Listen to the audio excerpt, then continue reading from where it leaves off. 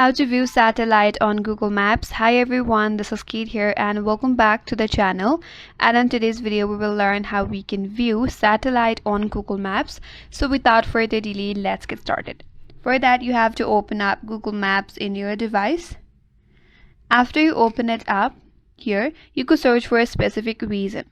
You could simply scroll through the map and then select the region, or you could directly search using the search bar at the top. Tap in the search bar, then type in your preferred region where you want to view.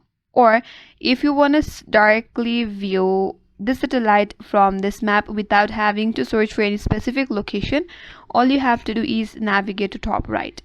Just below the profile there is a menu bar, and just below that there is a small icon with a double square. If you tap on this double square type of icon on your top right, here you have this kind of options where you can choose from different options. Now to go for the satellite view, tap on the select option or second option that says satellite. Now the view is changed into satellite view.